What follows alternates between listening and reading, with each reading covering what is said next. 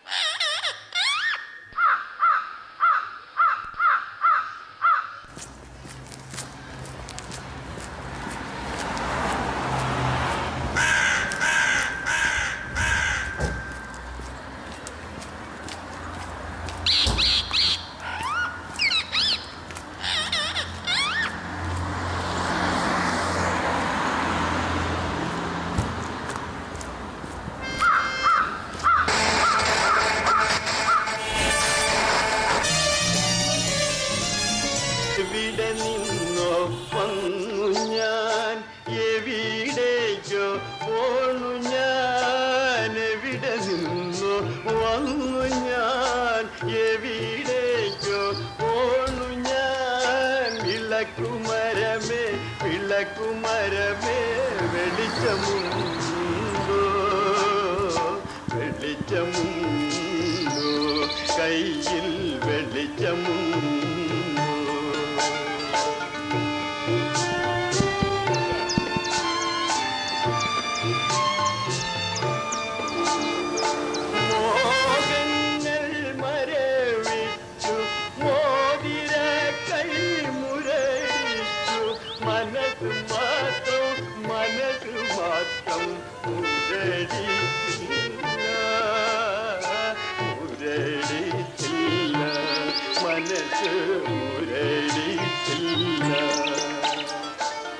അമ്പുകൾക്ക് മാളമുണ്ട്, പറവകൾക്കാകാശമുണ്ട്, മനുഷ്യപുത്രന് തല ചായ്ക്കാൻ മണ്ണിലിടമില്ല, മണ്ണിലിടമില്ല.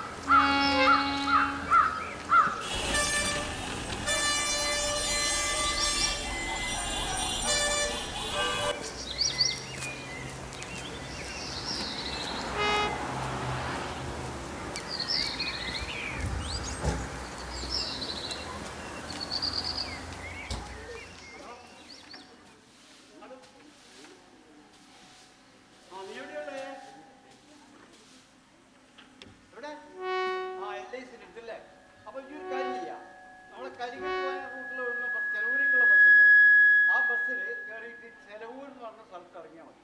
അവിടെ ഇറങ്ങിയാൽ പിന്നെ അവിടെ ഒരു ഹെൽത്ത് സെന്റർ കാണാം. ആ ഹെൽത്ത് സെന്ററിന്റെ തൊട്ടടുത്താണ് നമ്മളെ ഇരിക്കുന്ന സ്ഥലം. അവിടേക്ക് വന്നാൽ മതി. തണലിടം. ഓക്കെ ഓക്കെ ഓക്കെ ഓക്കെ, ഞാനിവിടെ വെയിറ്റ് ചെയ്യാം.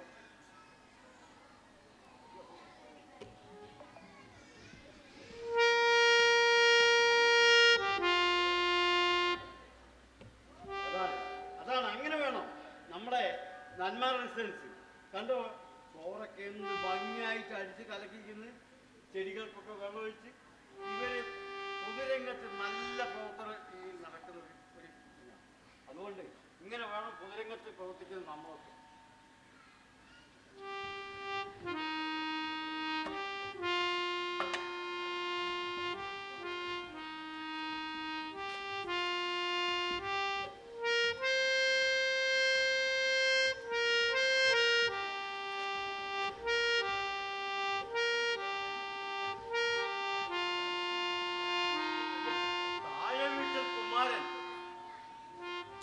ഇന്നലെ ഞാൻ കണ്ടതാണെന്ന് ഞങ്ങൾ ഒന്നിച്ചിരുന്ന് ചായ കുടിച്ച് പോകുന്നതല്ലേ. മരിച്ചിരിക്കുന്നു. മനുഷ്യന്റെ അവസ്ഥ എത്രയേ ഉള്ളൂ. നമ്മളൊക്കെ ഇങ്ങനെ എപ്പോ പോകുന്നു നമുക്കറിയില്ലല്ലോ. അതിന് വേണ്ടി ആലോചിച്ചിട്ട് കാര്യമില്ല, ടെൻഷൻ അടിക്കും വേണ്ട.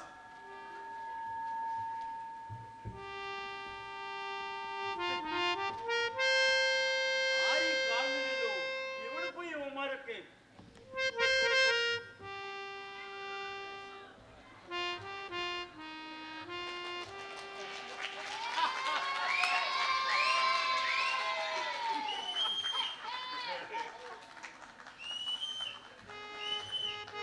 എന്താ പ്രേമ ഇത്രയൊക്കെ ചിരിക്കാൻ? ഒന്നും പറയണ്ടല്ലോ ദാസേട്ടാ. ഇവിടെ ഈ മൊയ്തുക്കാരനെ കണ്ടാത്ത ഒരു തമാശ കേട്ട് തിരിച്ചു വരാം.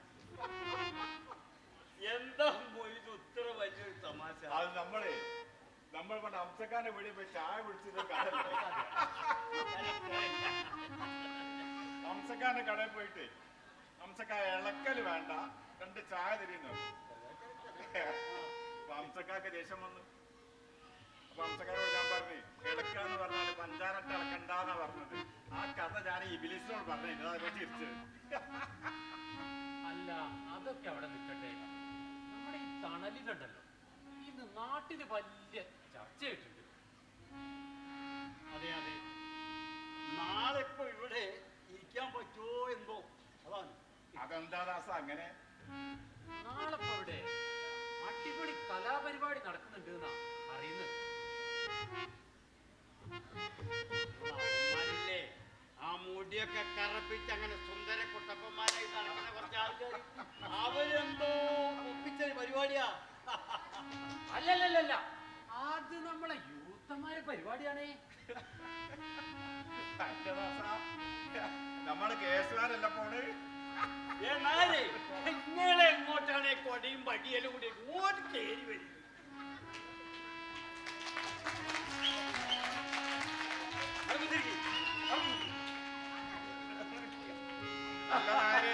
ഇതെന്താ കയ്യില് വലിയൊരു കൊടയും പടിയും പെട്ടിയൊക്കെ ആയിട്ട്? ഇതൊരു കുപ്പായാണ്. പേരക്കുട്ടിയുടെ പിറന്നാളാ, അതിനു വേണ്ടി വാങ്ങിയതാ. നോക്കട്ടെ.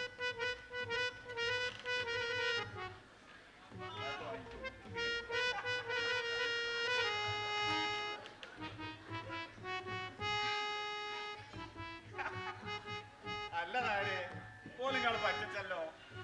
ഇത് കീറിയതാ. എന്റെ മൊയ്തുക്ക, നിങ്ങൾക്ക് ഇതൊന്നും അറിയില്ലേ? ഇതൊക്കെയാണ് ഇപ്പോഴത്തെ ഫാഷൻ. ഞാൻ ആലോചിക്കുകയായിരുന്നു, പണ്ടൊക്കെ കീറിയത് തുന്നിയിടല, ഇന്ന് കീറിയത് പണം കൊടുത്ത് വാങ്ങുന്നു. കാലം പോയൊരു പോക്കേ. നിങ്ങൾ ഇതൊക്കെ പറഞ്ഞല്ലോ, നമ്മള് ഭക്ഷണത്തിന്റെ കാര്യം നമ്മൾ എടുത്തു നോക്കി. എന്താ ശരി, പണ്ടൊക്കെ കുട്ടികളുണ്ടല്ലോ ഭക്ഷണം കിട്ടാതെ കരയുന്ന ഒരു കാലഘട്ടം ഉണ്ടായിരുന്നില്ലേ? ഇന്നിപ്പോ സ്ഥിതി എന്താ? കുട്ടികളെ മുമ്പിൽ അങ്ങനെ ഭക്ഷണം കൊണ്ടുവച്ചാൽ അത് എങ്ങനെ കഴിക്കാതിരിക്കാൻ അങ്ങനെ കഴിയുന്ന കാലഘട്ടമല്ലേ അല്ലേ? അത് തന്നെയാണ്.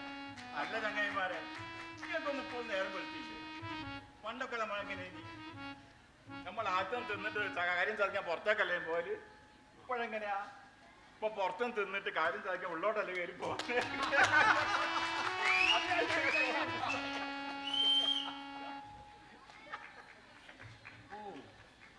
തമാശ പറഞ്ഞു നേരം പോയത് അറിഞ്ഞില്ല. നന്മന്റെ പരിപാടി അതാ. ഞാനങ്ങോട്ട് പോകാം. പ്രേമന്റെ പോയതു ഇൻഷുറൻസ് എന്ന് പറഞ്ഞാൽ ജീവനാണ്. ഇപ്പൊ കണ്ടില്ലേ ഇതിനിടയിൽ ഓടുക, അതാണ് മറ്റേ ആത്മാർത്ഥത. അതാരാ വണ്ടിയിൽ ഇറങ്ങിയത്? ദാസേട്ടാ ഇങ്ങോട്ടാണല്ലോ വരുന്നത്.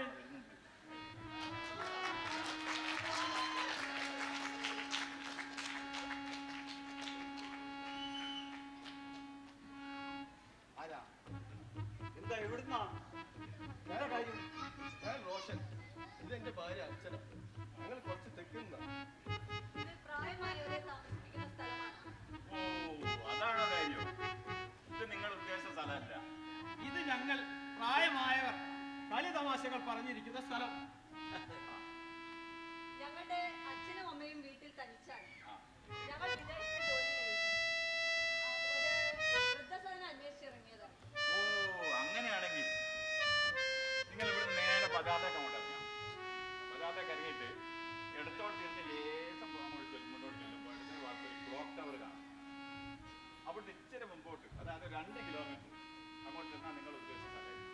ആ അവിടെ അച്ഛനും അമ്മയ്ക്കും എല്ലാ സൗകര്യവും ഉണ്ടാവല്ലോ. കാശ് എത്ര ആയാലും പ്രശ്നമില്ല. അതൊക്കെ നിങ്ങൾ അവിടെ ചെന്ന് അന്വേഷിച്ചാൽ മതി.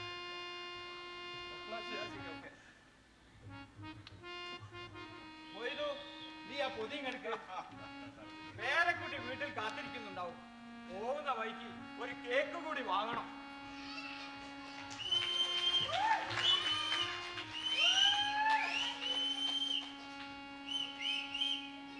പ്രായമായവരും എവിടെയോ തള്ളിവിടാം. ശരിയാ ദാസ, നാളെ ഞമ്മക്കും ഈ ഗതിയൊക്കെ തന്നെ ആയിരിക്കും. എന്തോ ഒരു ക്ഷീണം, ഒരു തലകറക്കും. വിജയ് എന്ത് പറ്റി? തലകറക്കാം, വല്ലാതെ വിഷമമുണ്ട്. ഇപ്പൊ ഡോക്ടറെ വിളിക്കണം.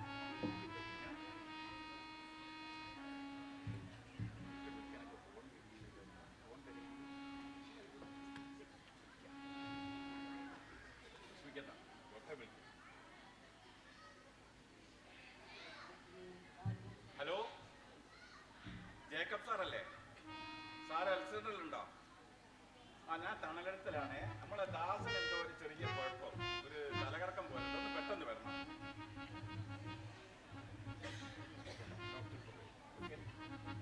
കുറച്ച് വെള്ളം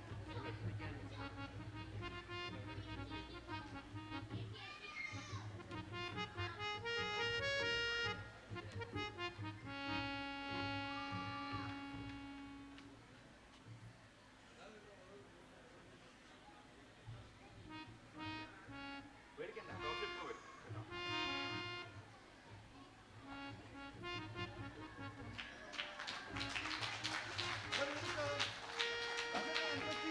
ദാസൻ എന്തോ ചെറിയൊരു തലകറക്കം മാറി. എന്താ ചെയ്യുന്നത്?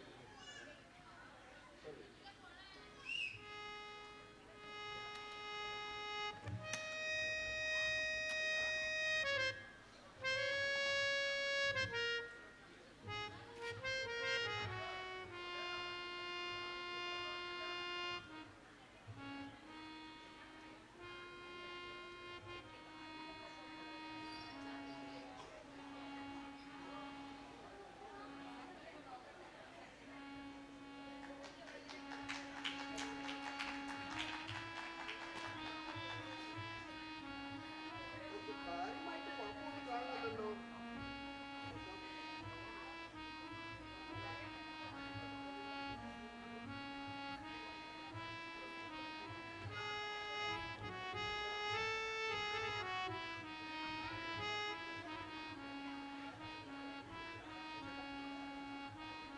ഇങ്ങോട്ട് തോന്നുന്നുണ്ടോ?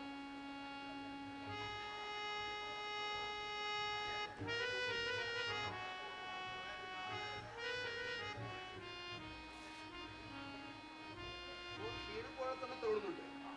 തൽക്കാലം ഒരു 2 ഗുളിക കൊടുക്കാം. ക്ഷീണം മാറിയിട്ടില്ലെങ്കിൽ ഒരു 2 ദിവസം കഴിഞ്ഞ് നമുക്ക് ഫുൾ ചെക്കപ്പ് ചെയ്യാം.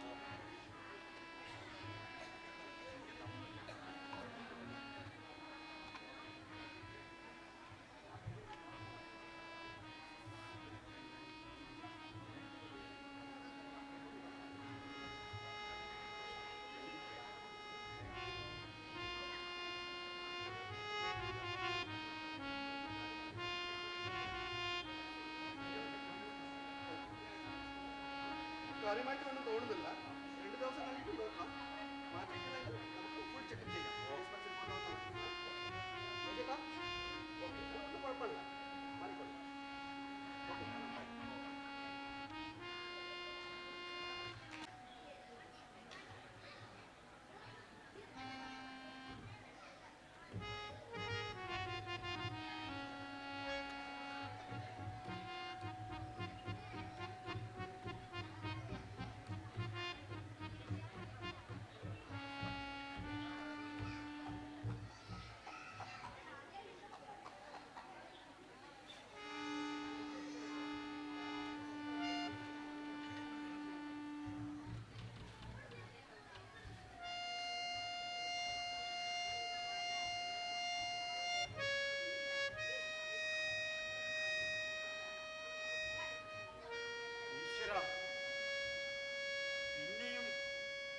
സംഭവിച്ചല്ലോ.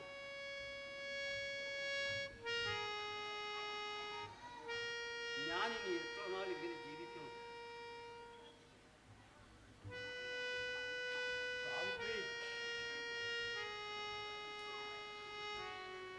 ഞാൻ നിന്നോട് ഒരു കാര്യം പറയട്ടെ. നീ എതിർപ്പൊന്നും പറയരുത് നിന്നോട്.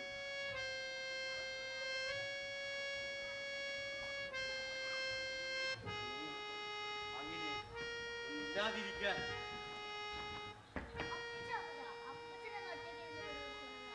ഒന്നുമില്ല മോനെ.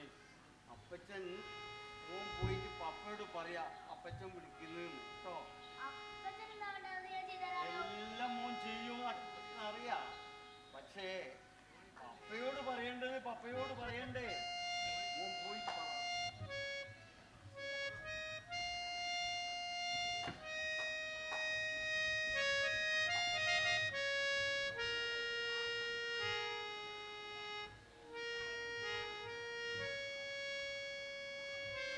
അച്ഛാ, അച്ഛൻ എന്നെ വിളിച്ചോ? ആ മോനെ, മോനെ നമ്മളെ കാശ്മീർ കുന്നിലെ മൊയ്തൂനെ അറിവിടെ? പിന്നെ നമ്മുടെ മൊയ്തുക്കല്ലേ? ഓനിപ്പം വൃദ്ധസദനത്തിലാ. സുഖാണത്ര, പരമ സുഖാണ് അവിടെ. അച്ഛാ, അച്ഛൻ എന്താ ഇപ്പോ ഇങ്ങനെയൊക്കെ തോന്നാൻ കാരണം?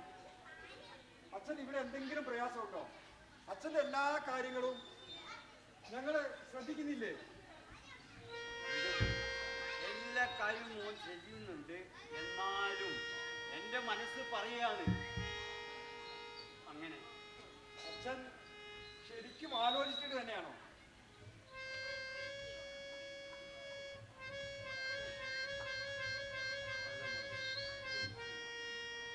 അച്ഛന് തീരുമാനം അങ്ങനെയാണെങ്കിൽ അങ്ങനെ തന്നെ ആവട്ടെ. മോനെ, മോൻ പോയിട്ട് അപ്പച്ചന്റെ ബാഗും പെന്നും പുസ്തകവും എല്ലാം എടുത്തോണ്ട് പോട്ടോ. ഒരു ബാഗിലൊക്കെ എടുക്കണേ. വരുന്ന സമയത്ത് ആ കൊടയും കൂടി എടുത്തു കേട്ടോ. അച്ഛന് അങ്ങനെ തീരുമാനം ഉണ്ടെങ്കിൽ അങ്ങനെ തന്നെ ആയിക്കോട്ടെ കേട്ടോ.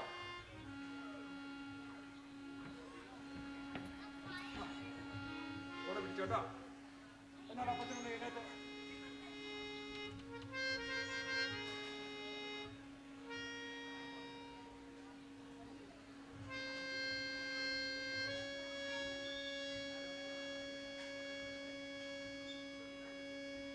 നീ എങ്ങോട്ടാണ് എന്നെ കൊണ്ട് പോണേ? അച്ഛാ, ഇനി ഒരു അക്ഷരം വേണ്ടത്. ഇനി മുതൽ അച്ഛൻ എന്റെ റൂമിൽ കിടന്നാൽ മതി. അതാണ് അച്ഛന്റെ വൃദ്ധസദനം. അറിയാതെ മൂത്രമൊഴിച്ചു പോയത് കൊണ്ടല്ലേ അച്ഛൻ ഇപ്പൊ ഇങ്ങനെയൊക്കെ തോന്നാൻ കാരണം? അച്ഛനറിയോ, എന്റെ കുട്ടിക്കാലത്ത് ഞാൻ എത്ര തവണ അച്ഛന്റെ ദേഹത്ത് മൂത്രമൊഴിച്ചിട്ടുണ്ട്, അപ്പിയിട്ടിട്ടുണ്ട്. എന്നിട്ട് അച്ഛൻ എന്നെ ഒന്നും ഒഴിവാക്കിയില്ലല്ലോ. കാശ്മീർ കുന്നിലെ മൊയ്തുവിന് സുഖമാണത്ര, പരമസുഖം. ഇല്ല മോനെ, ഞാനിനി എവിടെയും പോകുന്നില്ല. എന്റെ മോന്റെ